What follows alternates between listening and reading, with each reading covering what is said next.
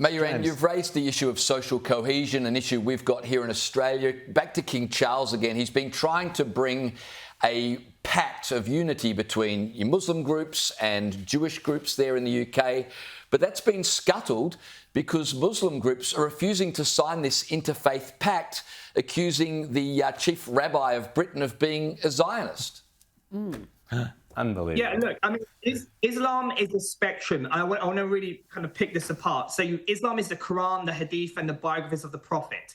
But you have a liberal version of Islam, which is open and diverse and sees the non-Muslim and the Jew as completely as legitimate as themselves. However, as you move along that spectrum, you get more and more conservative, and the non-Muslim becomes sometimes seen as lesser, even dehumanized, and particularly the Jew as well. And so this is ingrained almost, as I said before, even theologically. If you look back to the Hadith, there are incidences of the Prophet having real conflicts with the Jewish tribes, culling a whole Jewish tribe as well. And so this is baked into the theology and the mindset of many Muslims. Even Mehdi Hassan, our good friend Mehdi Hassan, wrote many years ago in the New Statesman about how anti-Semitism is the dirty secret of Islam. Yeah. And he made a whole article where he actually honestly mapped out that it is actually ingrained in the Muslim psyche. Unless you're a liberal Muslim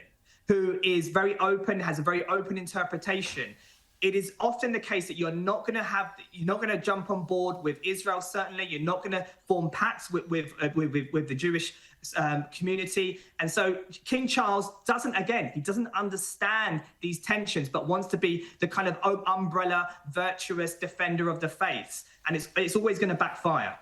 And Mayuran, just quickly before we go, Sadiq Khan, the Muslim mayor of London, seems to be inciting riots or protests or whatever, certainly inciting action against Donald Trump. Is this the way for a mayor of a major global city to behave?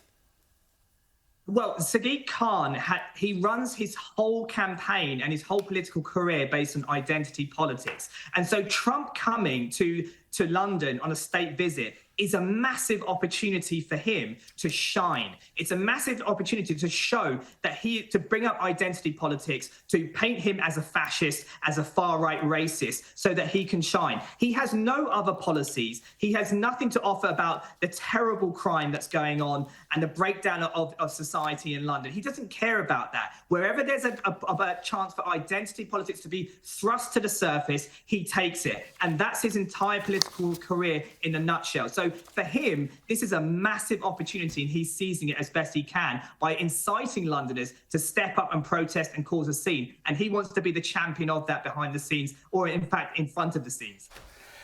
Very strange and dark days for Britain ahead. Mayuran Senthilnathan, always great to chat to you. Fantastic insights as always. Thank you so much, mate. And thank you for staying up to be here on Outsiders as always.